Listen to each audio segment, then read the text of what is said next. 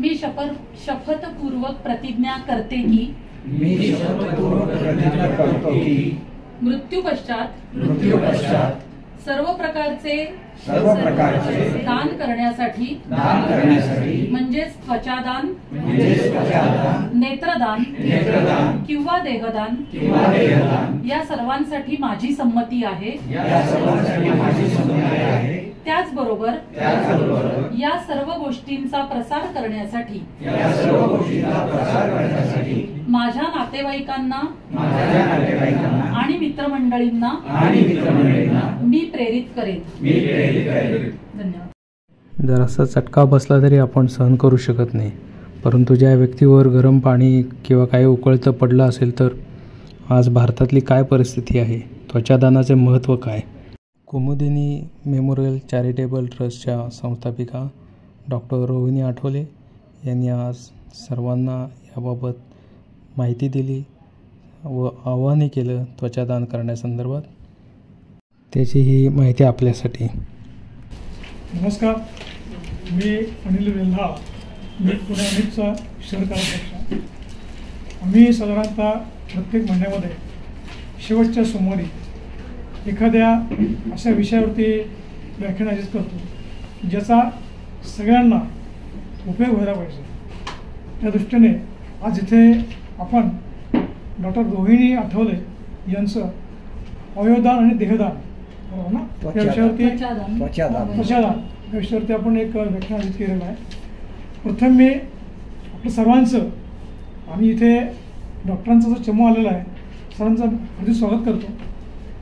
आजचा जो कार्यक्रम आहे हा अतिशय तसं म्हणलं तर खूप गरजेचा आहे। मी असं म्हणेल की माझं स्वतः सांगतो अनुभव तुम्हाला मी की एका ॲक्सिडेंटमध्ये माझ्या पायाला झालं फ्रॅक्चर आणि तेव्हाच मला ते वाकर घेऊन चाललं लागत होतं। एखादा आव्हान नसतो आपल्याला तर किती अडचण होते हे मी स्वतः त्यावेळेस अनुभवलेलं आहे। आणि ते तात्पुरतं होतं, इट वॉज टेम्पररी। ज्यांना कायमस्वरूपी एखादा आव्हान नसतो किंवा काहीतरी त्याला अडचण होते, दुखापत होते की जो रिकवर होत नाही परत, तर अशा लोकांना किती यातना, त्रास, गैरसोय, अडचण होत असेल याचा मी स्वतः अनुभव घेतलेला आहे। आणि त्याच वेळेस मी देखील फॉर्म भरून दिलं, जुनी गोष्ट ती आता आठवत नाही मला की नेमका आता फॉर्म आहे कुठे काय वगैरे। आज मी परत ही सुरुवात जी आहे इथनं माझ्यापासून करणार आहे फॉर्म भरून घेऊन। आणि असा आपला जो कार्यक्रम आहे तर याला आपल्याला फार आवश्यकता पाळायची नाही आहे, जेणेकरून डॉक्टर ताईंना आपलं त्यांचं मनोगत आणि माहिती द्यायला जास्तीत जास्त वेळ मिळाला पाहिजे। तर मी प्रथम राहुल मानना विनंती करतो की त्यांनी हां ठीक आहे तास्करांना विनंती करतो मी त्यांनी कृपया त्यांचा सत्कार करावा।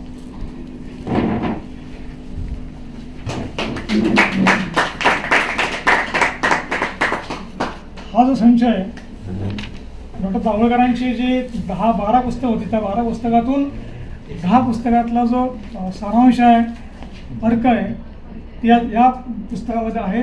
अतिशय मौल्यवान उपयोगी अशी पुस्तकं आहेत आणि विशेष म्हणजे ही पुस्तकं फक्त जास्तीत जास्त 25 ते 30 पानांची पुस्तकं आहेत।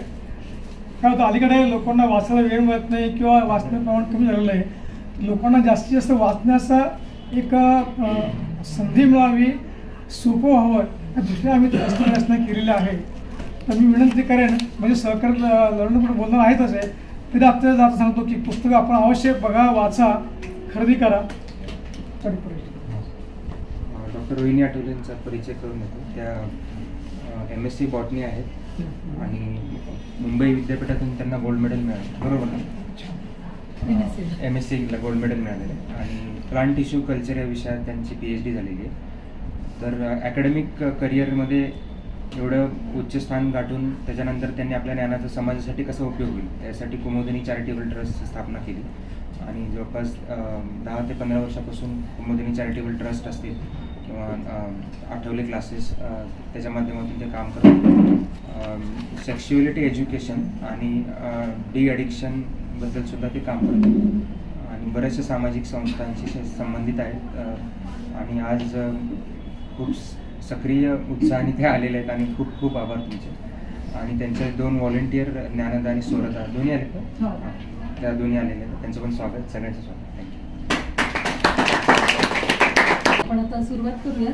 सो ह्याच्यामध्ये तुम्हाला जसं दिसतंय तसं कुमुदिनी ट्रस्टतर्फे आपण जे अग्नी प्रतिबंधनासाठी म्हणजे बर्न प्रिव्हेन्शन आणि त्याचबरोबर त्वचादान त्याच्यासाठी सुरुवातीला बोलणार आहोत. आणि मग त्याचबरोबर आपण बाकी ऑर्गन डोनेशन, बॉडी डोनेशन हे कसं करता येतं, कोण करू शकतो, फॉर्म वगैरे भरण्याची प्रोसिजर काय असते ह्याच्याबद्दल आपण बोलणार आहोत. तर कुमुदिनी मेमोरियल पब्लिक चॅरिटेबल ट्रस्ट या संस्थेची मी संस्थापक आहे आणि ट्रस्टी पण आहे.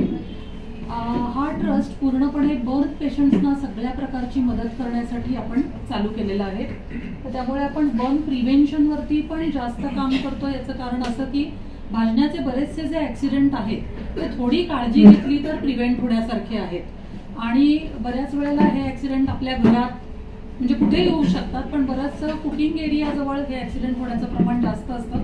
तर त्या दृष्टीने काय काळजी घ्यायला पाहिजे हे पण आपण बघणार आहोत. प्रिव्हेन्शनसाठी आम्ही स्लम एरियाजमध्ये आणि सोसायटीजमध्ये पण वेगवेगळ्या प्रकारचे सर्वे करणं आणि तिथल्या लोकांना ॲक्सिडेंट्स होऊ नयेत यासाठी अवेअर करणं हे पण काम आपण करत असतो. त्याचबरोबर बर्नचे ॲक्सिडेंट्स किंवा म्हणजे ज्या जखमा आहेत तर जेव्हा 40-50% जास्त एखादी व्यक्ती भासते तर त्याच्यासाठी हॉस्पिटलायझेशन स्टे जो असतो तो खूप लागतो. जवळजवळ 1.5 ते 2 महिने लागू शकतो डिपेंडिंग ऑन कुठल्या एरियावरती जखमा आहेत आणि किती त्या डीप आहेत. आणि खर्च जर का विचार केला तर जवळजवळ 12 ते 15 लाख किंवा त्याच्यापेक्षाही जास्त होऊ शकतो. तर बरेचसे यातले ॲक्सिडेंट्स हे थोडेसं आपण जे म्हणतो ते इकॉनॉमिकली पुअर स्ट्रॅटामध्ये होण्याचं प्रमाण पण जास्त आहे. तर त्या दृष्टीने आपण त्यांना फायनान्शियल हेल्प पण करतो. त्याचबरोबर त्यांच्या रिहॅबिलिटेशनसाठी पण मदत करतो. आणि भाजण्याच्या पेशंट्सना जखमा बऱ्या लवकर होण्यासाठी स्किन ग्राफ्टिंग लागतं की ज्याच्याबद्दल बऱ्याचशा लोकांना माहिती नाही आहे. जे स्किन डोनेशनमधून आपल्याला ती स्किन मिळू शकते, म्हणून स्किन डोनेशनच्या अवेअरनेसवरती पण आपण काम करतो. तर कुमुदिनी ट्रस्टतर्फे हा काय म्हणता येईल हा फोकस ठेवण्याचं कारण म्हणजे या समस्येची तीव्रता ही खूप जास्त आहे. स्टॅटिस्टिक्स जे आपण पहिल्यांदा दिले त्याप्रमाणे दर 4 ते 5 मिनिटाला भारतामध्ये एक व्यक्ती भाजल्यामुळे मृत्युमुखी पडते. म्हणजे साधारण आपण सुरुवात केली आणि आता जे बोललो तेवढ्या वेळात एक कोणीतरी व्यक्ती भाजल्यामुळे मृत्युमुखी पडलेली असू शकते. इतकी याची तीव्रता जास्त आहे. आणि म्हणून मी म्हटल्यासारखं वेगवेगळ्या अँगल्सनी आपण याच्यामध्ये मग आता आगीच्या अपघातांच्या बातम्या बऱ्याच वेळेला आपण पेपरमध्ये वाचत असतो किंवा सोशल मीडियावरती टीव्हीवरती बघत असतो. पण याबद्दल आपण वाचतो, ऐकतो, वाईट वाटतं आपल्याला की अरे इतक्या लोकांना काय म्हणतात त्याच्यात गंभीर जखमी झाले किंवा काय. आता एक साधारण मागच्या आठवड्यातलीच एक बातमी होती, तुमच्यापैकी बऱ्याच जणांनी वाचली असेल. महाबळेश्वरच्या जवळ एक गावदेवीचा उत्सव जो चाललेला होता त्याच्यामध्ये प्रोसेशन म्हणजे त्यांची ती मिरवणूक चालू होती आणि त्या मिरवणुकीमध्ये अचानक एक स्फोट झाला आणि त्याच्यामध्ये जवळजवळ 10 ते 12 लहान मुलं गंभीररित्या जखमी झाली. त्यातली 6 मुलं सह्याद्री सूर्य हॉस्पिटलमध्ये ट्रीटमेंट घेत आहेत. तर आता हा अपघात होण्याचं कारण काय होतं हे जर का आपण लक्षात घेतलं तर अशी ते अतिशय शॉकिंग किंवा निष्काळजीपणा त्याच्यामध्ये किती इन्व्हॉल्व्ह होता असा आपण विचार करू शकतो. तर तो जनरेटर जो आहे त्याच्यावरती एक प्लास्टिकचा पेट्रोलचा कॅन ठेवलेला होता आणि त्या उष्णतेमुळे तो प्लॅस्टिकचा कॅन वितळला आणि त्या पेट्रोलनी भडका घेतला आणि तो स्फोट झाला. म्हणजे आता तुम्ही विचार करा, थोडी काळजी घेतली असती तर हा अपघात हा निश्चितपणे टाळता येण्यासारखा होता. तर भाजणे ही एक आपण काय म्हणू शकतो अतिशय गंभीर अशी आरोग्य समस्या आहे. कारण भाजण्याच्या जखमा या सगळ्या प्रकारच्या जखमांमध्ये अतिशय वेदनादायी असतात आणि त्या बऱ्या होण्यासाठी खूप दीर्घकाळ हे. आता एक थोडीशी आकडेवारी आपण बघितलं तर दरवर्षी भारतामध्ये जवळजवळ 8 ते 10 लाख लोकांना भाजण्याचे अपघात होतात कमी जास्त प्रकाराने. त्याच्यामध्ये 1.5 लाख लोक हे मृत्युमुखी पडतात. म्हणजेच आपण जो मगाशी स्टॅटिस्टिक्स सांगितलं दर 4 ते 5 मिनिटाला एक मृत्यू भाजल्यामुळे. त्या व्यतिरिक्त अजून 2 ते 2.5 लाख लोक हे तात्पुरते किंवा कायमस्वरूपी अपंगत्व त्यांना येऊ शकतं. मग यामध्ये नॅचरली पर्सेंटेज जर का बघायला गेलं तर स्त्रियांचं पर्सेंटेज हे जास्त आहे, जवळजवळ 70%. कारण आपण सगळेच जण समजू शकतोय की कारण जास्त त्यांचं असोसिएशन हे फ्लेम बरोबर किंवा स्वयंपाक करण्याच्या वेळेला असतं. आणि त्याचबरोबर महत्वाचा वयोगट की ज्याला आपण रिप्रोडक्टिव्ह एज ग्रुप म्हणतो तो 11 ते 40 हा सर्वात जास्त बाधित होणारा असा वयोगट आहे. मग हे अपघात होण्याची कारणं ही वेगळी वेगळी असू शकतात, पण त्यातला एक मोठा पर्सेंटेज जवळजवळ 75 ते 80% फ्लेम बर्न्स. म्हणजे जे फ्लेम बर्न्स हे कशामुळे होऊ शकतात तर नॅचरली स्वयंपाक करताना किंवा काही आपण जे म्हणतो की स्फोट होतात, बॉम्ब स्फोट होतात किंवा जसं आता ते पेट्रोलच्या ह्याच्यामुळे स्फोट झाला, गॅस सिलेंडरचा स्फोट झाला, बरोबर आहे. हे सगळे प्रकार किंवा दहशतवादी हल्ले हे सगळे आपण फ्लेम बर्न्सच्या अंडर कन्सिडर करतो. त्याच्याच बरोबर सेकंड मोठा जो आहे पर्सेंटेज आपल्याला दिसते 15% ते इलेक्ट्रिकल बर्न्स किंवा इलेक्ट्रिकल ऍक्सिडेंट जे बऱ्यापैकी वेळेस आपण ऐकतो शॉर्ट सर्किटमुळे होतात. तर त्याच्यात सुद्धा थोडासा निग्लिजन्स इन्व्हॉल्व्ह असतो असं मी म्हणेन. कारण बऱ्याच वेळेला आपण वायरिंग जे असतं ते जास्त जुनं झालंय का, ते परत नवीन करण्याची गरज आहे का याची काळजी घेत नाही. किंवा जे वेगवेगळ्या ठिकाणी इक्विपमेंट्स असतात इंडस्ट्रीजमध्ये म्हणा किंवा कमर्शियल प्रिमायसेसमध्ये म्हणा, त्याचा मेंटेनन्स हा योग्य रीतीने केला जात नाही आणि त्याच्यामुळेही बऱ्याच वेळेला शॉर्ट सर्किट होऊन अपघात होण्याचे घटना या घडत असतात. मग आता स्वयंपाकघरातील अपघातामध्ये थोडंसं एक आयडिया येण्यासाठी पिक्चर दाखवलेलं आहे. तर वेगवेगळ्या प्रकारे पण मेजॉरिटी आपण कन्सिडर केलं तर गॅस आणि गॅसशी रिलेटेड स्फोट, गॅसचा लिकेज असेल म्हणा, पाईप लिकेज असेल किंवा गॅस सिलेंडरचं ऍक्सिडेंट्स आहेत. तर आता या अगदी बेसिक गोष्टी आहेत. खरं म्हणजे आपण शाळेमध्ये असताना हे शिकलेलो असतो की स्वयंपाक करताना कुठल्या प्रकारचे कपडे वापरायचे, बरोबर आहे. कॉटनचे कपडे वापरून स्वयंपाक करणं किंवा फ्लेम जवळ कधीही काम करत असताना सिंथेटिक क्लोथ्स न वापरणं हे अगदी एक बेसिक काय म्हणता येईल ट्रेनिंग झालेलं असतं. पण बऱ्याच वेळेला ते वापरलं जात नाही प्रत्यक्षात काम करताना आणि मग त्याच्यामुळे काय होतं, कपड्यांना आग लागली तर शरीरापासून ते कपडे दूर करणं हे खूप अवघड होऊन बसतं आणि त्याच्यामुळे बर्नचं पर्सेंटेज हे वाढतं. त्यामुळे या छोट्या छोट्या गोष्टी आहेत. तसंच बरोबर आपण म्हणतोय की लहान मुलांना गॅसपासून लांब ठेवा. तर ही अगदी साधी गोष्ट आहे. तुम्ही म्हणाल ह्याच्यात काही सांगण्यासारखं आहे का, पण जेव्हा मी काम सुरू केलं तर मी पुण्यामधले जिथे बर्न वॉर्ड्स आहेत ससून हॉस्पिटल आणि सूर्या हॉस्पिटल त्याच्या अधिकाऱ्यांना भेटले होते की कुठल्या कारणामुळे तुमच्याकडे जास्त पेशंट्स येतात बर्नचे, तर आम्ही त्याच्यावरती काम करू, ते प्रिव्हेंट होण्यासाठी काही काळजी घेता येईल त्या दृष्टीने. तर त्यांनी सांगितलं होतं की दर आठवड्याला आमच्याकडे 1 किंवा 2 लहान मुलं मे बी 3 ते 10-11 वयोगटातली भाजण्यामुळे ऍडमिट होतात. आणि काय भाजण्याचं कारण असतं तर आंघोळीचं उकळतं पाणी काढलेलं आहे ते बादलीत ठेवलंय किंवा ते ओतताना मुलांच्या अंगावर सांडलं, काहीतरी उकळती आमटी, उकळतं दूध हे मुलांच्या अंगावर सांडलं किंवा तळण काहीतरी चाललेलं आहे, मुलं अचानक तिथे आली. तर मग हे जर का आपण विचार केला तर हे सगळे ऍक्सिडेंट्स हे टाळण्यासारखे आहेत. त्याचबरोबर आजकाल एक नवीन अजून म्हणजे गॅस गिझरचा वापर हा बऱ्याच वेळेला आंघोळीचं पाणी तापवण्यासाठी केला जातो आणि त्याच्यामुळे सुद्धा हे ऍक्सिडेंट घडतात. कारण बऱ्याच वेळेला जर का बाथरूम लहान असेल तिथे आतमध्येच तो सिलेंडर आहे, गॅस गिझर चालू आहे आणि त्याच वेळेला आंघोळ करतोय, काही कारणामुळे तिथे गॅसचं लिकेज असेल तर किंवा जास्त वेळ तो गॅस चालू राहिला तर कार्बन मोनॉक्साईड हा अतिशय विषारी वायू त्या बंद ह्याच्यात तयार होतो, एक्झॉस्ट नसेल सपोज त्या बाथरूमला तर, आणि मग त्यावेळेला बऱ्याच वेळेला गुदमरून मुलं म्हणजे माणसं किंवा मुलं ही बेशुद्ध पडतात आणि ते जीवावर पण बेतू शकतं. त्यामुळे गॅस गिझर वापरताना पण अतिशय काळजी घेणं हे गरजेचं आहे. त्याचबरोबर मगाशी मी सांगितल्यासारखं विजेच्या उपकरणांमध्ये काही बिघाड झाला, लहान मुलं खेळता खेळता एखाद्या अप्लायन्सेस जवळ गेली तर त्याच्यामधनं पण हे अपघात नक्कीच होऊ शकतात. आता दिवाळी जवळ आलेली आहे, त्याच्यामुळे फटाक्यांच्या सीझनमध्ये तर आपण पेपरमध्ये वाचतो बऱ्याच वेळेला फटाक्यांच्या कारखान्यांमध्ये पण आगी लागतात, बरोबर आहे, किंवा लहान मुलं फटाके उडवत असताना त्यांना भाजलं जातं. तर याच्यामध्ये सुद्धा अतिशय काळजी घेणं गरजेचं आहे आणि म्हणून शक्यतो मोठ्या माणसांच्या सुपरविजन खालीच फटाके लावणं हे मुलांनी करायला पाहिजे. किंवा काही वेळेला ऍडव्हेंचर म्हणून मग मुलं हातात फटाके फोडणं किंवा काहीतरी तत्सम कृती करणं हे पण करतात आणि भाजण्याच्या अपघाताला सामोरं जावं लागतं. मग आता हे आपण सगळं बघितलंय की ते आग लागू नये म्हणून आपण काय काळजी घ्यायची थोडक्यात बघितलं. त्याचबरोबर समजा चुकून आपण जिथे आहोत सोसायटीत राहतोय म्हणा किंवा चुकून कधीतरी मॉलमध्ये गेलोय, कुठे कमर्शियल प्रिमायसेसमध्ये गेलो आणि तिथे अचानक आग लागली, तर आपण आपली सुरक्षा कशी करणार आहोत हे पण खूप महत्वाचं आहे. आणि त्याच्यासाठी थोडंसं मी म्हणेन की आपल्या ब्रेनला ते सगळं ट्रेनिंग असणं सतत, म्हणजे प्रसंगावधान जे आपण म्हणतो ते आपल्याला बाळगणं गरजेचं असतं. नाहीतर होतं काय की घाबरल्यामुळे किंवा पॅनिक सिच्युएशनमध्ये आपण बरोबर उलटी कृती करतो की जी करायला नको.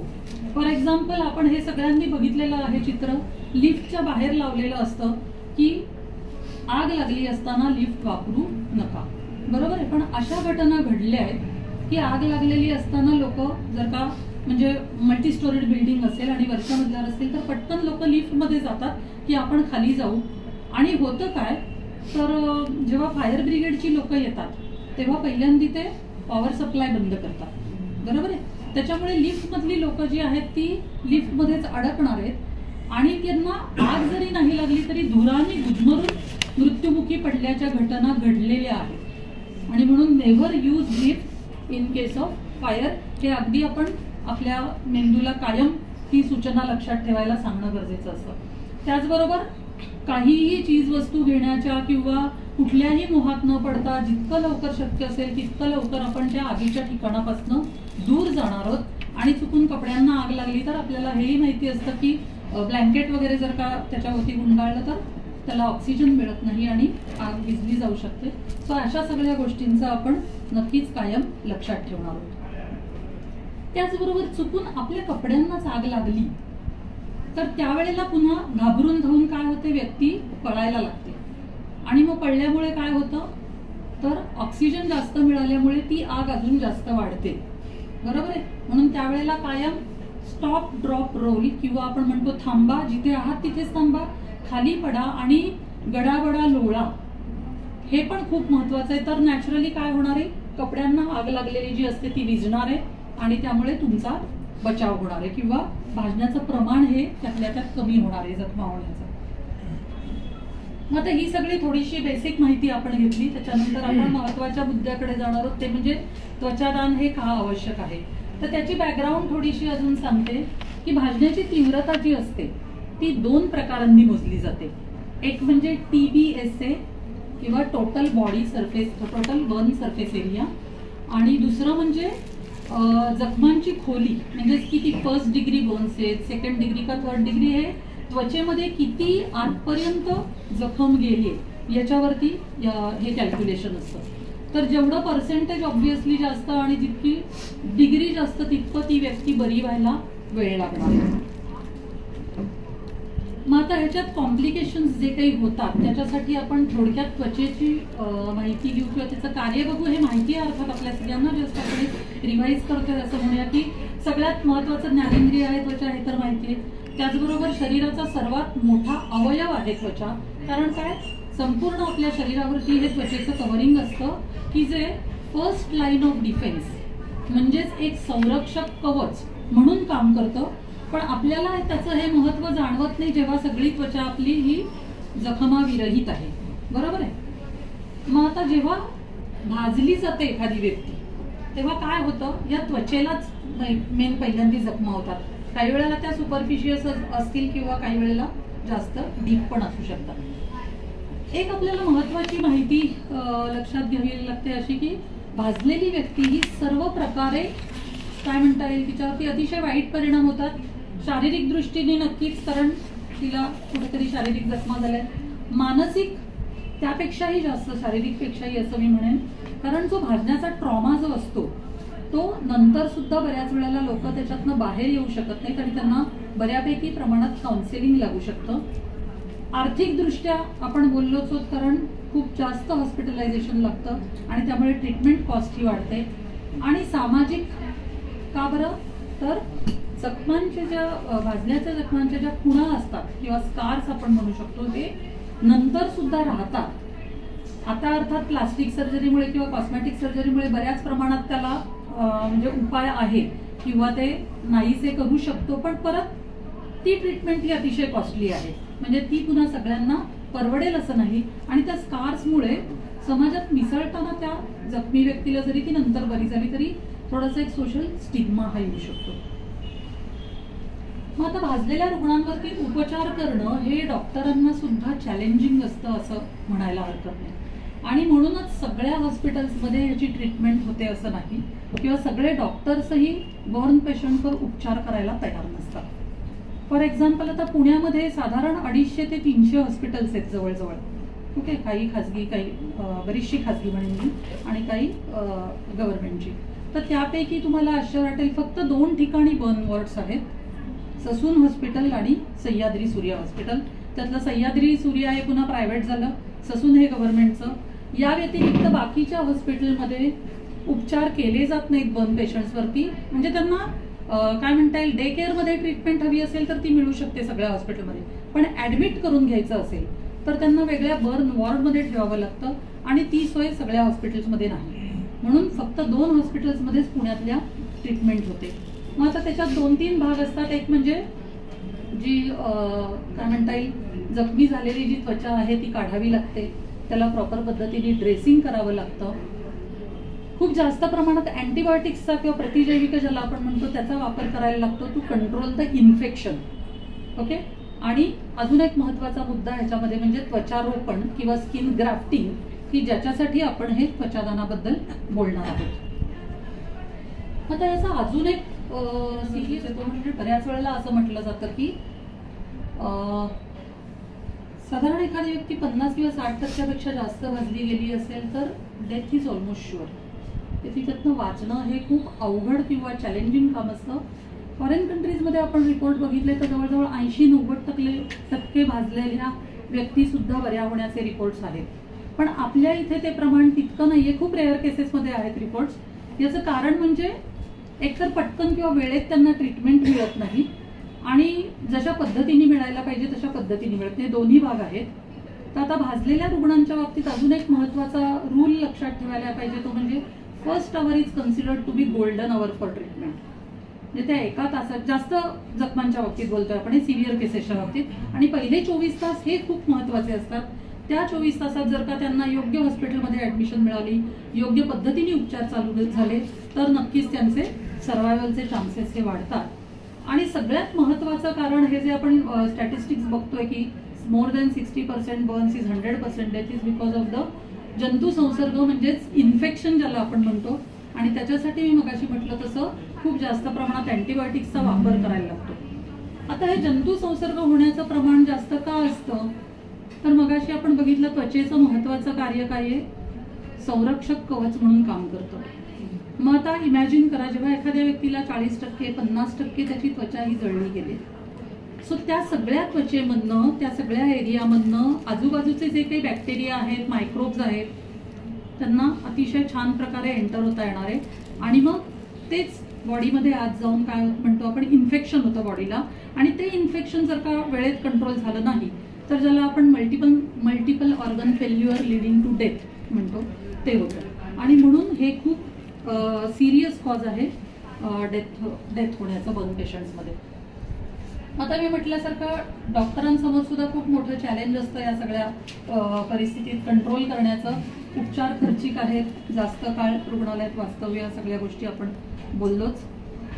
थोडासा अजून एक डेटा बघायचा झाला तर जसं मी म्हटलं की पुण्यात फक्त 2 ठिकाणी ट्रीटमेंट होते, तशीच परिस्थिती ही अख्ख्या भारतामध्ये आहे. जवळजवळ आपण बघतोय की फक्त 67 रुग्णालयांमध्ये उपचार केले जातात, त्याच्यापैकी 30 शासकीय आहेत आणि 37 खाजगी आहेत. आणि त्याच्यामुळे बऱ्याच रिमोट प्लेसेसला जिथे काही हे ऍक्सिडेंट्स होतात तिथून जर का लवकर पेशंटला बर्थ वॉर्डपर्यंत ऍडमिट केलं गेलं नाही तर ऑब्व्हियसली फेल्युअरचे चान्सेस हे जास्त आहेत.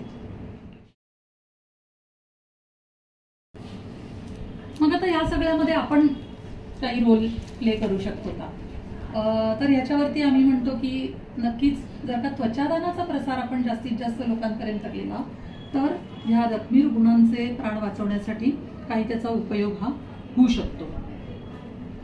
मग तर नक्की त्वचादान म्हणजे काय, कोण करू शकतं, कसं करू शकतं, ह्याच्याबद्दलची थोडीशी आपण माहिती सगळी बघणार आहोत. तर जिवंत व्यक्ती पण त्वचादान करू शकतात, पण दॅट इज व्हेरी रेअर. म्हणजे असं नाही होत की ब्लड डोनेशन सारखं आपण काहीतरी एक स्किन डोनेशनचा कॅम्प घेतलाय, लोक तिथं गेलेत आणि स्किन डोनेट केलंय, असं होत नाही. याचं कारण असं असतं की फक्त फॅमिली मेंबर्स असतील कोणी ऍडमिट आणि त्यांना जर का त्वचा उपलब्ध नसेल तरच डॉक्टर्स जिवंत व्यक्तीचं त्वचादान घेतात. याची 2-3 कारणं आहेत. कारण आपण एक नवीन पेशंट तयार करत असतो, बरोबर आहे. त्याला हॉस्पिटलायझेशन आलं, त्याला अॅनेस्थेशिया आला, त्याला ऑपरेशन आलं, त्याची जखम भरून येण्याकरता पुन्हा 12 ते 15 दिवस लागू शकतात. सो ह्या सगळ्या बॅकग्राऊंडवरती जिवंत व्यक्तीचं त्वचादान हे अतिशय रेअर केसेसमध्ये केलं जातं. पण ब्रेनडेड व्यक्ती किंवा मृत व्यक्ती हे दोघंही नक्कीच त्वचादान सहजरित्या करू शकतात. मग आता याला काही अजून नियम आपल्याला लक्षात ठेवायला लागतील का? तर 18 वर्षावरील कोणतीही निरोगी व्यक्ती ज्यांना कुठलेही इन्फेक्शन डिसिजेस नाही आहेत, म्हणजे HIV, कॅन्सर, STDs, बरोबर आहे, न्यूमोनिया, जे संसर्गजन्य आजार आपण म्हणतो ते काहीही नसतील तर ती व्यक्ती मृत्यूपश्चात त्वचादान करू शकते. आपलं नॉर्मल थायरॉइड डिसीज किंवा डायबेटीज, ब्लड प्रेशर असणाऱ्या व्यक्ती त्वचादान ह्या मृत्यूपश्चात नक्कीच करू शकतात. मग त्वचादान होतं म्हणजे नक्की काय होतं? सगळ्या शरीरावरची त्वचा काढली जाते का? तर असं अजिबात होत नाही. कारण मृत व्यक्तीचा सुद्धा एक आपण म्हणतो की आदर त्याच्या शरीराचा हा नेहमी राखला जातो. तर त्यामुळे फक्त पाठ आणि पायांवरील किंवा मांडीवरील त्वचा ही काढली जाते. अगदीच डॉक्टरांना वाटलं तर काही वेळेला ते ॲबडॉमिनल म्हणजे पोटाच्या भागावरची त्वचा पण काढू शकतात. पण कधीही दर्शनी भागावरची म्हणजे चेहरा किंवा हातांवरची त्वचा ही त्वचादानामध्ये काढली जात नाही. त्यामुळे म्हणजे जे काही आपण म्हणतो मृत व्यक्तीचं दर्शन घ्यायला जे लोक येत असतात त्यांना कुठल्याही प्रकारे ते जाणवत नाही किंवा विद्रुपता त्या बॉडीला येत नाही. त्वचा काढल्यानंतर वरचा फक्त एक अष्टमांश भाग काढला जातोय. काढल्यानंतर त्या भागाला पूर्णपणे बँडेज केलं जातं आणि ती त्वचा नातेवाईकांच्या ताब्यात दिली जाते. मग याच्यासाठी आपल्याला कुठे ती डेड बॉडी घेऊन जावं लागतं का? तर जावं लागत नाही. मी जे म्हटलं की सह्याद्री सूर्या हॉस्पिटल आहे तिथे त्वचा पेढी म्हणजे स्किन बँक आहे. जसं ब्लड आपण डोनेट केल्यानंतर ते ब्लड बँकेमध्ये स्टोअर होतं तसं त्वचादानानंतर ती त्वचा ही स्किन बँकेमध्ये स्टोअर केली जाते. त्यामुळे आपण फक्त स्किन बँकेचा जो हेल्पलाईन नंबर आहे त्यांना फोन करायचा असतो. मृत्यूपश्चात 6 तासाच्या आत ही प्रोसेस होणं मात्र गरजेचं असतं. फोन केल्यानंतर त्यांची एक टीम असते, सर्जन आणि 2 असिस्टंट, ते आपल्या घरी येतात किंवा हॉस्पिटलमध्ये डेड बॉडी असेल तर ते हॉस्पिटलमध्ये येतात. त्यांच्याबरोबर हे असं डर्मॅटोम नावाचं एक ॲपॅरेटस असतं. त्याच्यानी त्वचेचा तो 1/8 लेअर आपण जो काही म्हणतोय तो ते काढून घेतात. त्वचा काढलेल्या ठिकाणी अशा पद्धतीने पूर्णपणे बँडेज केलं जातं. बँडेज केल्यानंतर एक प्रिझर्वेटिव्ह युजली 80% ग्लिसरॉल वापरतात, त्याच्यात ती त्वचा टाकून ती त्वचा पेढीमध्ये आणली जाते. त्याचबरोबर मृत व्यक्तीच्या देहातून 2 ब्लड सॅम्पल्स पण घेतली जातात. हे कशासाठी? तर कुठल्याही प्रकारे बॉडीमध्ये इन्फेक्शन नाहीये ह्याची खात्री करण्यासाठी. त्वचा पेढीमध्ये निर्जंतुक वातावरणामध्ये त्या त्वचेवरती काही प्रोसेस केली जाते आणि शेवटच्या चित्रात दिसतंय त्याप्रमाणे मशीनमध्ये घालून त्या त्वचेला बारीक बारीक भोकं पाडली जातात. म्हणजेच त्या त्वचेचं ड्रेसिंगच्या स्वरूपामध्ये वापर करण्यासाठी ती तयार केली जाते. सो अशी जाळी केलेली त्वचा ही स्किन ड्रेसिंग म्हणून भाजलेल्या रुग्णांच्या जखमांवरती उपचार करण्यासाठी, जे आपण मगाशी बघितलं त्वचारोपण, त्यासाठी ही स्किन उपयोगात आणली जाते. साधारण एक त्वचा पेढीची आयडिया येण्यासाठी हा फोटो दाखवलाय. तर आता त्याच्यामध्ये अजून एक महत्वाचा फायदा असा आहे की त्वचेची रचना ही सगळ्यांची सारखी आहे, बरोबर आहे. अॅनाटॉमी जे आपण म्हणतो, बायोलॉजिकली स्ट्रक्चर जे आहे त्वचेचं, रंगात जो आपल्याला फरक दिसतो तो मला वाटतं माहिती आहे सगळ्यांना की मेलॅनिन या पिगमेंटमुळे दिसतो. पण आतमध्ये त्वचेचं जे स्ट्रक्चर आहे ते सगळ्यांचं सारखं आहे. त्याच्यामुळे जसं ब्लड डोनेट करताना किंवा ऑर्गन डोनेट करताना काही ग्रुपिंग लागतं, मॅचिंग बघावं लागतं, तसं त्वचेची रचना ही सारखी असल्यामुळे काही कुठल्याही प्रकारचं मॅचिंग बघावं लागत नाही आणि हे परमनंट राहणार नाहीये ती त्वचा.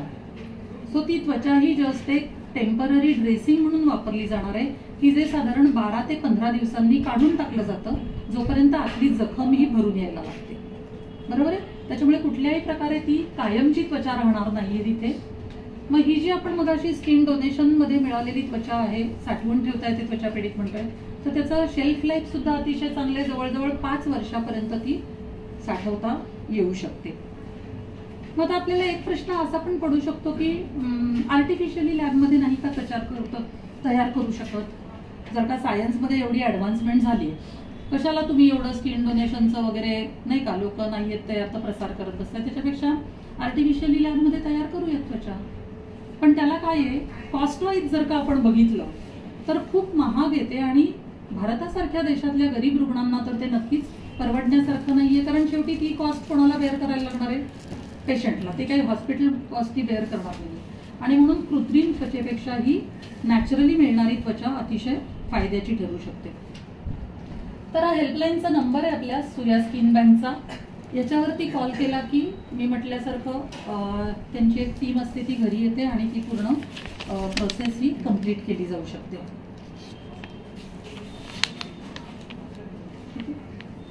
मग आता थोडंसं आपण एक आढावा घेतला, जसं मगाशी आपण बघितलं हॉस्पिटल्स ट्रीटमेंट देणारे कमी प्रमाणात, तसं ऑल ओव्हर इंडिया नाही आता भारत म्हणायचंय, मी तिथे करेक्शन केले ऍक्च्युली, पण तोंडात तो इंडिया शब्द बसलेला आहे.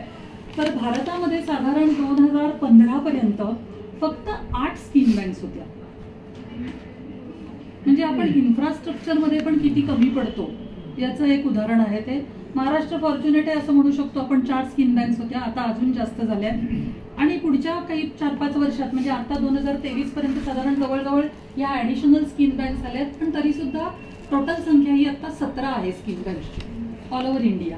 नाही तर तुम्ही जर का बघितलं की कन्याकुमारी सारख्या ठिकाणी एखाद्या माणसाने म्हटलं की मला त्वचादान करायचंय, बरोबर आहे, पण तिथे जर का स्किन बँकच नसेल तर तो व्यक्ती हे दान करूच शकणार नाहीये. मग आता ही सगळी साधारण आपण माहिती बघितली ही त्वचादानाबद्दल, बरोबर. की त्वचादानाबद्दल आपण जास्त डिटेलमध्ये का बोललो, तर खूपशा लोकांना अजून त्वचादान करता येतं का हेच माहिती नाहीये किंवा त्याची गरज कोणाला असते. तर साधारण या सगळ्यावरती आपण आता बऱ्यापैकी बोललोय. सो ह्याच्यात कोणाला काही विचारायचंय, अजून काही शंका नाही तर मग आपण पुढे जाऊ शकतो. हा, दोन प्रश्न आहेत. हो, की एक म्हणजे पुरुष आणि स्त्री हो, जी स्किन असते हो, ती दोन्ही सिमिलरच असते का? आणि त्याचं सर एक जनरल प्रश्न आहे, हो, हो. की सगळं कॉस्टिंग त्याचं कसं असतं? कशाचं कॉस्टिंग म्हणजे ती स्किन प्रोक्युअर करण्याचं म्हणताय का तुम्ही? घेण्यासाठी एखाद्या पेशंटने ती स्किन विकत घ्यायची म्हणजे हो, हॉस्पिटल म्हणून, हो, तर त्याचं कॉस्टिंग म्हणजे अकाउंट हा हो, भाग कसा असतो? आलं लक्षात. इकॉनॉमिक्सचा भाग कसा? बरं, सांगते. तर आता साधारण आपण म्हणतो की त्वचेमध्ये कोणाचाच फरक नाहीये. सो पुरुषाची त्वचेचं स्ट्रक्चर वेगळं आणि स्त्रीच्या त्वचेचं असं नाहीये. सो अॅनाटॉमी ऑफ स्किन सगळ्यांची सारखी आहे. मी म्हटलं होतं that is applies to irrespective of the sex, age, caste, creed, या सगळ्या गोष्टींमध्ये त्वचेची रचना ही सारखी, त्याच्यामुळे त्याच्यात फरक काही नाही स्त्री पुरुषांमध्ये. दुसरा भाग जो म्हणाला तो तुम्ही साधारण ह्याचा कॉस्टिंगचा, तर आता स्किन बँकेमध्ये साधारण एक 10 बाय 10 सेंटीमीटरची त्वचा जी मृत व्यक्तीच्या शरीरावरनं काढली आणि ती स्टोअर केली, याला खर्च साधारण 3000च्या आसपास येतो. एक 10 बाय 10 सेंटीमीटरचा स्किनचा तुकडा म्हणजे एक आपण टाईल म्हणू शकतो 10 बाय 10ची, तेवढ्या त्वचेसाठी साधारण 3000 रुपये खर्च येतो. तसा जास्त नाहीये. पण तेच कृत्रिम त्वचा आपण बघितली तर त्याच मेजरमेंटच्या कृत्रिम त्वचेचा खर्च 50,000 आहे जवळजवळ. त्याच्यामध्ये मी ऍड करतो, त्याच्यामध्ये 10,000 रुपये आहे ना, हॉस्पिटलचे चार्जेस किती आणि स्किनचे चार्जेस किती आहे? नाही, हॉस्पिटलचे चार्जेस असं नसतात. ती स्किन बँक आपलं ती स्किन त्या मृत व्यक्तीच्या शरीरावरनं काढणं आणि ती हॉस्पिटलमध्ये म्हणजे स्किन बँकेमध्ये स्टोअर करणं, या सगळ्याचे चार्जेस आपण 3000 म्हटले. तुम्ही जे हॉस्पिटलचे म्हणताय ते म्हणजे ते ग्राफ्ट करणारा जो डॉक्टर असेल, नाही ते आता प्रत्येक हॉस्पिटल प्रमाणे वेगळं असतं, ते नाही मी सांगू शकत. ते चार्जेस हे वेगळे असतात. मग ते सगळे त्यांच्या तुमचे जे काय म्हणता येईल बर्न ट्रीटमेंट आहे त्याच्यामध्ये ते चार्जेस ऍड होतात. मग ते जी कॉस्ट मी मगाशी सांगितली तशी. आता इंडिव्हिज्युअल स्किन पीसच्या ग्राफ्टिंगचं हॉस्पिटल काय चार्ज करतं याची कल्पना मला नाही सांग, मला माहिती नाही तर मी उगीच तुम्हाला चुकीचं सांगण्यात. 3000 जो खर्च आहे तो बेअर कोण करतो? म्हणजे अल्टिमेटली तो पेशंट, सुरुवातीला तो हॉस्पिटलनी तो मिळवण्यासाठी खर्च केलेला असतो, पण तो अल्टिमेटली पेशंटच्या बिलमध्येच आहे. 20-30% पेशंट हे कशाला 40%? आपण जे मगाशी म्हटलं तो एरिया ते मेजर करण्याचं विशिष्ट एक तंत्रज्ञान आहे, काय म्हणता येईल टेक्निक आहे. सो TBS ज्याला 9% ऑफ द रूल म्हणतात. साधारण हाताचा पंजा एवढा भाग जेवढा भाजला गेलाय तो 1% अशा प्रकारे ते पूर्ण कॅल्क्युलेशन करतात.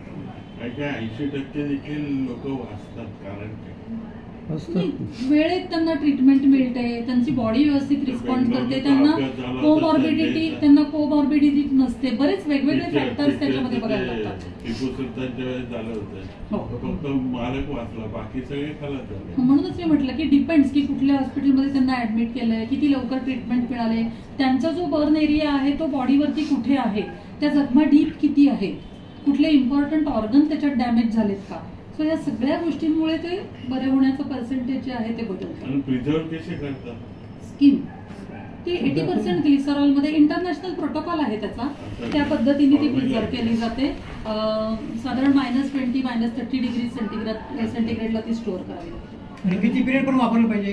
एक्सपायरी डेट वगैरे म्हणतात 5 वर्ष. मी म्हटलं मॅक्झिमम 5 वर्ष तुम्ही स्टोअर करून ती ठेवू शकता. आपण लावलेली त्वचा पण वापरत नाही. ते त्वचा आपण याच्यामध्ये प्रिझर्व करतो, त्याला ते होल का पाडतो? त्याचा सरफेस एरिया वाढतो ना, ती स्ट्रेचेबल होते. म्हणजे तो जो 10 बाय 10 सेंटीमीटरचा तुकडा असेल तो मे बी तुम्ही 50% म्हणजे 50% जास्त पण त्याचा एक्सपान्स होऊ शकतो. जसं आपलं ड्रेसिंग आहे ते ताणली जाते त्वचा, तो त्याचा उपयोग जो आहे त्याच्यासाठी त्याला ते होल्स करणं गरजेचं असतं. एरेशन पण मिळतं त्याच्यातनं होल्स केल्यामुळे. सगळेच भाग आहेत वेगळे. ग्राफ्टिंग केल्यावरती ते होल तसेच ते कसं काय? पण साधं ड्रेसिंग जे आपलं गॉचक्लॉथचं असतं त्याला पण ते भोकं असतात बघा, ती खूप मोठी नाहीये. तिथे तुम्हाला मी ते दाखवलेत. हा, ती अगदी बारीक असतात तशी. हा, ती जाळी इथे आयडिया येण्यासाठी आपण ते थोडा एनलार्ज केलेला आहे. ते असे नाही असे खूप मोठे नसतात. म्हणून म्हटलं की जस्ट इमॅजिन गॉचक्लॉथचं जे स्ट्रक्चर असतं ना तसंच, फक्त ते त्वचेला. काय नाही ना, तो वरचा लेअरच काढतोय आपण. सो ती डेड स्किनच असते. ती ड्रेसिंग म्हणूनच वापरली जाते फक्त, म्हणून तर त्याच्यामध्ये ते जिवंतपणा नाही. काय नाही. वॉर कंडिशन मध्ये कशा परिस्थिती असू शकतो? वॉर कंडिशन मध्ये आपण थोडं नंतर बोलूयात. मॅडम जास्त वेळ एक दोन पुढचा भाग आधी मॅडमला त्यांच्या सगळ्या विषय आपण घेतले, याच्याबद्दल आपण बोलूयात नंतर. मग आता आपल्याला बोलायचं ते बाकी आपण ऑर्गन डोनेशन, आय डोनेशन वगैरे हा जो विषय आहे तो त्याच्याबद्दल. तर आता ऑर्गन डोनेशनचा कायदा भारतामध्ये जो झाला तो 1994 साली झाला आणि त्याच्या अंडरच या सगळ्या गोष्टी होतात. बऱ्याच वेळेला आपण व्हॉट्सअपवरती काही वेळेला मेसेजेस वाचत असतो की कोणीतरी रुग्ण सिरियस आहे आणि मग त्याला एका किडनीची आवश्यकता आहे, तर हे तुमचा ह्याच्यावरती फॉरवर्ड करा आणि मग कोणाला तरी उपयोग येईल. तर हे असे मेसेजेस हे कधीच आपण फॉरवर्ड करून त्याच्यातून काही होणार नसतं. कारण या ऍक्ट प्रमाणे जे आहे ते आता पूर्ण भारतामध्ये एक रजिस्ट्री केलेली आहे, बरोबर, ज्याच्या अंडर वेगवेगळ्या स्टेट्सची पण एक वेटिंग लिस्ट असते की ज्यांना ऑर्गन्स हवे आहेत वेगवेगळ्या प्रकारचे, आणि मग त्यांना ते कोण देऊ शकतं, कसे देऊ शकतं, याच्या संबंधी एक पूर्ण धोरण कायद्याप्रमाणे तयार केलेलं आहे. मग आता नॅचरल डेथ जे आपण म्हणतो की ज्याला कार्डियक डेथ म्हणजे जिथे हृदय बंद पडतं, त्यामुळे बाकीच्या सगळ्या ऑर्गन्सचा ब्लड सप्लाय हा थांबतो आणि ती व्यक्ती डॉक्टर मृत म्हणून घोषित करतात. तर त्यावेळेला त्याचे काही ठराविकच ऑर्गन्स म्हणजे ऑर्गन डोनेशनची जी कल्पना आपण किंवा ग्रीन कॉरिडॉर वगैरे जे पेपरमध्ये वाचतो ते फक्त ब्रेन डेड पेशंटबद्दल हे लक्षात ठेवायचं. कुठलीही व्यक्ती मृत्यूनंतर मग किडनी, त्याची लिव्हर हे ऑर्गन्स डोनेट करू शकत नाही. बऱ्याच वेळेला आम्हाला त्याच्याबद्दल एन्क्वायरीज येतात म्हणून मी हे मुद्दाम सांगतेय. तर मग अशा व्यक्ती काय डोनेट करू शकतात, तर फक्त नेत्रदानामध्ये जे आपण म्हणतो ते डोळ्याचा कॉर्निया काढला जातो, बोन्स, स्किन आणि ब्लड वेसल्स. सो एवढ्या लिमिटेड गोष्टीच एखादी मृत व्यक्ती ही दान करू शकते. किंवा मग टोटल बॉडी डोनेशन, त्याच्याबद्दल आपण नंतर बोलणार आहोत. आणि तेच ब्रेन डेड झाला. ब्रेन डेड होणं म्हणजे काय, तुमचा मेंदू हा पूर्णपणे मृत होणार, त्याच्याकडनं जे कुठल्याही प्रकारचे रिस्पॉन्सेस आहेत, तर साधा आपण हात उचलणं ही क्रिया सुद्धा मेंदूकडून कंट्रोल केली जाते. तर हा जो कुठल्याही प्रकारचा आज्ञा पाठवणं किंवा त्या आज्ञेप्रमाणे वागणं हे जे शरीराचं काम असतं हे होऊ शकत नाही. तर ती व्यक्ती जिवंत का असते मग, तर त्याचं हार्ट चालू असतं आणि व्हेंटिलेटर चालू असल्यामुळे त्याचा श्वासोच्छवास किंवा सगळ्या ऑर्गन्सना बॉडी ब्लड सप्लाय होणं हे चालू असतं. म्हणून तो बायोलॉजिकली किंवा कार्डियक डेथ त्याचा झालाय असं अनाऊन्स नाही करतायत, तर त्याला ब्रेन डेड असं म्हटलं जातं. आणि मग त्या केसमध्ये मात्र वेगवेगळे ऑर्गन्स जी लिस्ट आपण बघणार आहोत आणि टिश्यूज असे जवळजवळ 37 प्रकारचं डोनेशन हे त्या ब्रेनडेड व्यक्तीकडनं केलं जाऊ शकतं. ब्रेनडेड जेव्हा होतो तेव्हा मग हार्ट, आपण हे कम्प्लीट करूयात आणि मग बोलूयात प्लीज. तर आता मी म्हटल्यासारखं जो कायदा आहे त्याच्या अंडर गव्हर्निंग बॉडी जी आहे त्याला नोटो म्हणजे national organ tissue transplantation organisation अशी नोटो ही एक अपेक्स बॉडी म्हटली जाते आणि त्याच्या अंडर रोटो आणि सोटो म्हणजे रिजन वाईज 5 आहेत पूर्ण भारताचं जे काही 5 विभाग केलेले आहेत आणि सोटो ही स्टेट वाईज प्रत्येक स्टेटची एक वेगळी ऑर्गनायझेशन अशा या तिन्ही कोऑर्डिनेशनमध्ये हे सगळं ऑर्गन डोनेशनचं जो काही कायदा आहे तो फॉलो केला जातोय की नाही हे बघताय.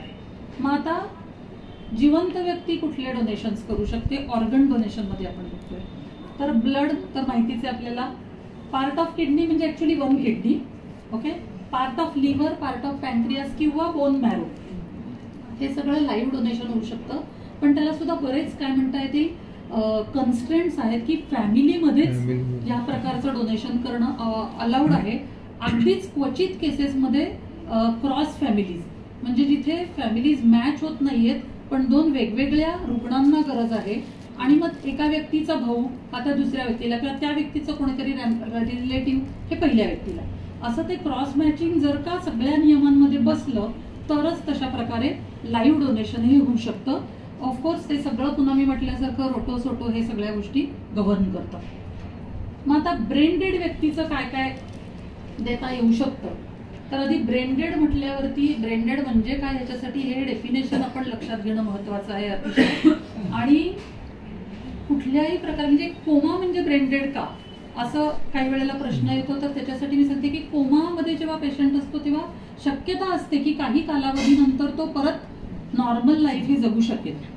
तर कोमा आणि ब्रेन डेड हे सेम नाहीत तर त्याच्यामुळे इरिव्हर्सिबल जो काही डॅमेज झालेला आहे ब्रेनचा तो इरिव्हर्सिबल आहे. कितीही काळ जाऊ दिला तरी ते ब्रेनचं फंक्शनिंग हे परत रिस्टोअर होणार नाहीये आणि हे कन्फर्म केलं जातं वेगवेगळ्या प्रकारच्या टेस्ट करून आणि ते सुद्धा 2 न्यूरोफिजिशियन्सनी स्वतंत्रपणे त्यांचा रिपोर्ट द्यावा लागतो.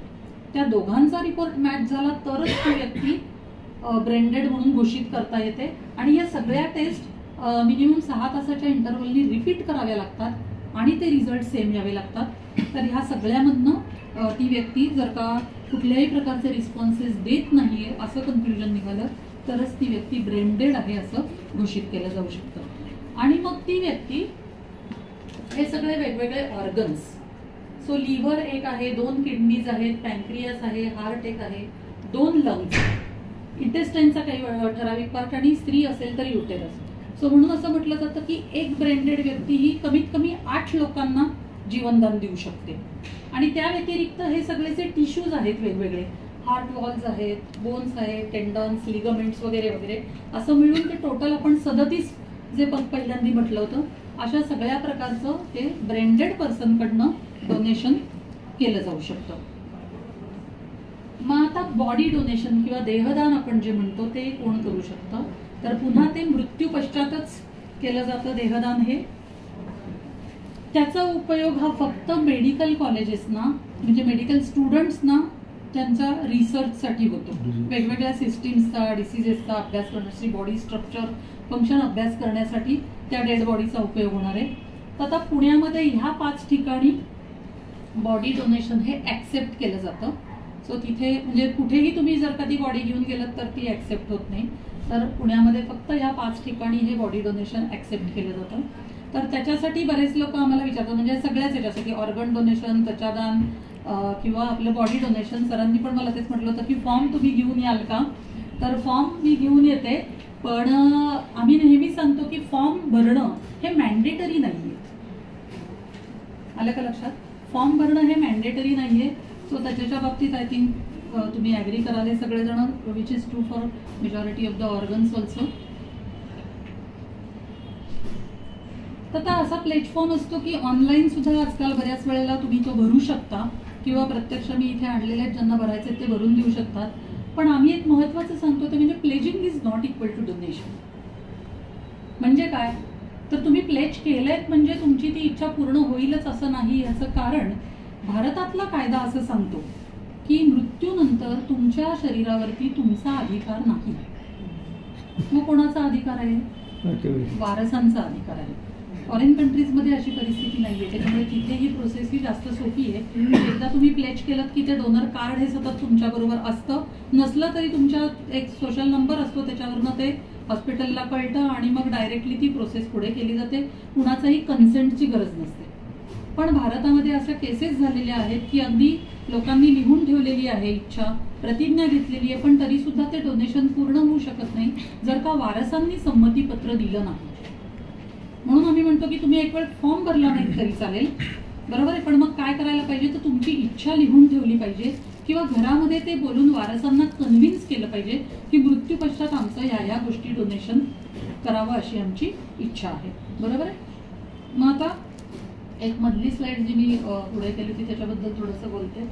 तर जे आपण सुरुवातीला सगळं बघितलं त्वचादान आणि बर्न केअर किंवा बर्न प्रिव्हेन्शन ह्याच्याबद्दलचं थोडंसं बोलायचं म्हणजे मी इथे सांगितलं की ग्रॅव्हिटी सगळ्या सिनारिओची इतकी आहे की आम्ही ट्रस्टतर्फे पण जे काम करतोय ते अक्षरशः मी म्हणेन की एक सागरातल्या एका बिंदूप्रमाणे आहे आणि म्हणून ह्याच्यासाठी खूप जास्त प्रमाणात लोक चळवळीची गरज आहे किंवा जास्तीत जास्त लोकांचा सहभाग याच्यामध्ये व्हावा याची गरज आहे. तर एक लॉंग टर्म मिशन ट्रस्टचं आमचं जे आहे ते मी असं म्हणेन की महाराष्ट्रात सुरुवातीला आणि भारतात प्रत्येक डिस्ट्रिक्टच्या ठिकाणी एक state of art burn ward पाहिजे हॉस्पिटलमध्ये प्रत्येक डिस्ट्रिक्टला आणि attach to a skin bank. ते जर का झालं, ते जर का प्रत्यक्षाला आलं तरच आपण जे काही स्टॅटिस्टिक्स बघतोय भाजलेल्या व्यक्ती दगावण्याचं त्याच्यात कुठेतरी हे कमी आकडा तो येऊ शकतो. आणि म्हणून त्याच्यासाठी आता बर्नवर्ड करायला बरेच हे उत्सुक नसतं. त्याचं अजून एक कारण असं आहे मी म्हटल्यासारखं की डॉक्टर्स तयार नसतात ट्रीटमेंटला आणि त्याचबरोबर बऱ्याच वेळेला तो बर्नवर्ड काही दिवस हा रिकामा राहतो कारण बर्नचे पेशंट हे रोज रोज येतात असं नाही. पण समजा एखादा मेजर ऍक्सिडेंट झाला, ट्रेनचा ऍक्सिडेंट आहे, बॉम्ब ब्लास्ट आहे किंवा काय, तर मग एका वेळेला 15-20 पेशंट ऍडमिट होणं असं पण होऊ शकतं आणि मग तेवढीच सोय त्या हॉस्पिटलमध्ये नसेल तर मग त्यांना ती वेळेवर ट्रीटमेंट मिळत नाही. आता एक छोटासाच फक्त एक गोष्ट सांगते आणि आपण थांबू म्हणजे मग जास्त वेळेच्याही आपण पुढे जाणार नाही. तर आता ही गरज का आहे प्रत्येक ठिकाणी, प्रत्येक डिस्ट्रिक्टच्या ठिकाणी, जिल्ह्याच्या ठिकाणी हे होणं, याच्यासाठी मी एक उदाहरण सांगते. आता सुद्धा आपण एका बर्न पेशंटला मदत करतोय, नायडाला आहे तो, पण अगदी जवळचं उदाहरण म्हणजे चिपळूणला एका मुलीचा असाच भाजण्याचा ऍक्सिडेंट झाला होता 4 वर्षापूर्वी, करोनाच्या आधीची गोष्ट आहे. कारण अगदी सिंपल मी म्हटल्यासारखं होतं, टाळता येण्यासारखं की ती आई काहीतरी तळत होती, मुलगी बाजूला स्टूल घेऊन ते म्हणे तिला स्वयंपाकाची खूप आवड म्हणून तिला तिथे उभं केलेलं होतं आणि एका क्षणाकरता काहीतरी आई बाजूला वळली काहीतरी करायला आणि तेवढ्यात त्या मुलीने त्या कढईला हात लावला का तो झारा हलवला, जे काय केलं असेल ते उकळतं तेल त्या मुलीच्या चेहऱ्यावर आणि वरच्या भागावरती सांडलं आणि ती जवळजवळ 30 ते 35% भाजली होती मुलगी. तिला चिपळूणच्या हॉस्पिटलमध्ये आधी ऍडमिट केलं. 3-4 दिवस झाल्यावर असं लक्षात आलं की योग्य प्रकारे तिथे ट्रीटमेंट नाहीये मिळत आणि त्या डॉक्टरांनी सांगितलं की नाही आता तुम्ही या मुलीला कुठे न्यायला पाहिजे, तर तुम्ही आयदर मुंबईला किंवा पुण्याला घेऊन जा. तर तिला मुंबईला मसिना हॉस्पिटलमध्ये ऍडमिट केलं कारण तिथे बर्न वॉर्ड आहे, तिथे त्यांची स्किन बँकही आहे. त्या मुलीला आपण मदत केली होती, सुदैवाने ती त्याच्यातनं वाचली, बरी झाली. 2 महिने ती हॉस्पिटलमध्ये होती आणि 15 लाख रुपये खर्च आलाय त्या मुलीला. मग आता हेच जर का डिस्ट्रिक्टच्या ठिकाणी चिपळूणलाच ते तिला सगळ्या फॅसिलिटीज मिळाल्या असत्या तर तिचा ट्रीटमेंट पिरियड हा महिन्याभरात पण होऊ शकला असता, खर्च वाचू शकला असता. सो ह्या सगळ्यासाठी आम्ही म्हणतोय की ह्या गोष्टी होणं गरजेचं आहे की रिमोट प्लेसमधनं ऍटलिस्ट माणूस डिस्ट्रिक्टच्या ठिकाणी पटकन येऊ शकतो, पण एकदम सिटीमध्ये नेणं याच्यामध्ये बरेच तास हे जाऊ शकतात आणि अशा वेळेला एखादी एक एअर ॲम्ब्युलन्स असणं हे सुद्धा गरजेचं आहे की मोठ्या ऍक्सिडेंटच्या वेळेला जास्त प्रमाणात लोक भाजले असतील तर त्यांना एअर ट्रान्सपोर्ट करणं हे सुद्धा फॅसिलिटीचा आपण या विचार केला पाहिजे. त्याचबरोबर एक नॅशनल बर्न रजिस्ट्री असणं हे खूप महत्त्वाचं आहे. आत्ता इंडियामध्ये, भारतामध्ये नॅशनल बर्न रजिस्ट्री नाही आहे. म्हणजेच काय, प्रत्येक भाजण्याचा ऍक्सिडेंट हा तो नोंदला जातोच असं नाही. आपण जे बघायचं स्टॅटिस्टिक्स बघितलं होतं ते हूच्या रेकॉर्ड प्रमाणे आलेले, म्हणजे WHO जे ठराविक दिवसांनी त्यांचे जे अहवाल प्रकाशित होतात त्याच्यातनं मिळालेला तो डेटा आहे. आणि मग खरे आकडे ह्याच्यापेक्षा एखाद्या वेळेस जास्त असू शकतील का असाही प्रश्न आपल्याला पडतो आणि ह्या सगळ्यासाठी नॅशनल बर्न रजिस्ट्री होणं याच्यासाठी सुद्धा आपण प्रयत्न करणार आहोत. तर अशा सगळ्या गोष्टी तुमच्यापर्यंत पोहोचवायच्या होत्या. बऱ्याचशा गोष्टी महत्त्वाच्या मी सांगितल्या तसं वाटतंय. ज्या राहिल्या स्किन डोनेशन किंवा कुठलंही बॉडी डोनेशन, ऑर्गन डोनेशन आपण म्हणू, जेव्हा ती वेळ येईल त्यावेळेला लक्षात ठेवून ते कार्य आपण करायचंय. कारण आता आपल्याला सगळी बेसिक माहिती मिळालेली आहे. सो चुकून कुटुंबामध्ये कोणाचा किंवा आजूबाजूला रिलेटिव्हमध्ये कोणाचा मृत्यू झाला तर कुठल्या प्रकारचे आपल्याला त्याच्यातनं डोनेशन्स करता येतील याचा नक्की आपण विचार करू शकतो. You can join join as a volunteer with our trust. आणि तिसरं म्हणजे फायनान्शियल हेल्प ही कुठल्याही NGOला आवश्यक असते. त्याच्यातनं आम्ही वेगवेगळ्या पेशंट्सपर्यंत ती हेल्प पोहोचवू शकतो. सो अशा तिन्ही प्रकारांनी तुम्ही आमच्या तिन्हीपैकी कुठल्याही एका प्रकारांनी किंवा तिन्ही प्रकारांनी तुम्ही आमच्याबरोबर असोसिएट होऊ शकता. आणि अशा प्रकारे आपलं म्हणजे जे सांगायचं होतं त्या गोष्टी संपलेल्या आहेत. सो आपल्या सगळ्यांना जर का पटत असेल तर आपण एक उभं राहून छोटीशी प्रतिज्ञा करू शकतो स्किन डोनेशन, बॉडी डोनेशनसाठीची. आणि त्याच्यानंतर आपण काही क्वेश्चन आन्सर्स असतील तर ते घेऊ. तुम्ही सगळ्यांनी मनपूर्वक ऐकून घेतलं त्याच्याबद्दल धन्यवाद.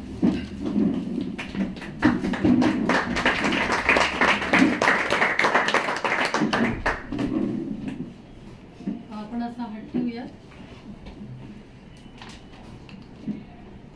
मी शपथपूर्वक प्रतिज्ञा करते की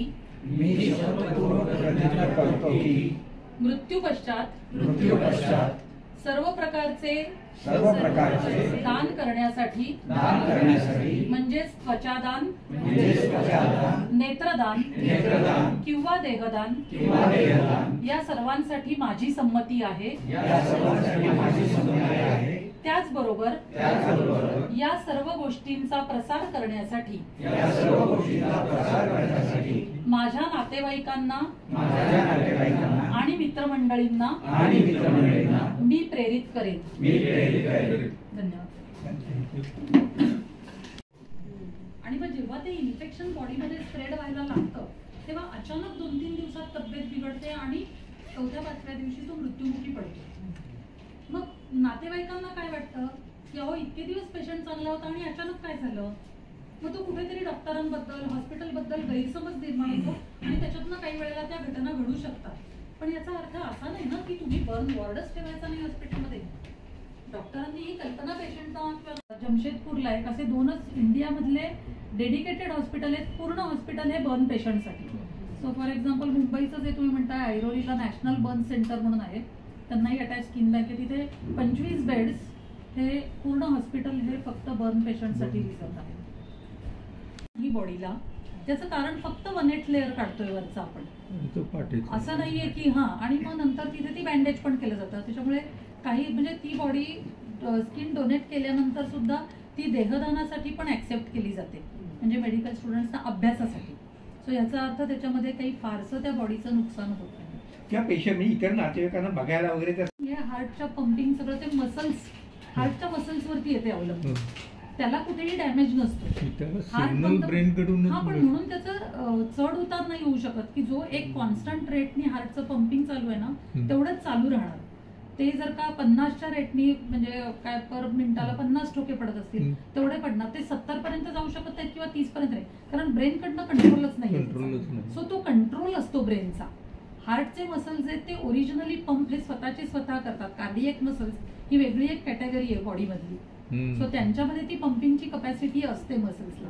मग हार्ट अटॅक कसं कधी येतो तर त्या मसल्सना जेव्हा ब्लड सप्लाय होत नाही किंवा तो थांबतो त्याच्यामुळे हार्ट अटॅक येतो आणि मग ते हार्ट बंद पडतं. सो तेव्हा हार्ट बंद पडल्यावरती सुद्धा ब्रेन चालू असतो आयडियली माणसाचा, पण तो काही वेळापुरताच, कारण ब्लड सप्लाय बंद पडतो, ऑक्सिजन सप्लाय बंद पडतो आणि मग ब्रेन पण मृत होतो. म्हणून पहिलं जे आपण बायोलॉजिकल डेथ जे म्हणतो ते हृदय बंद पडलं.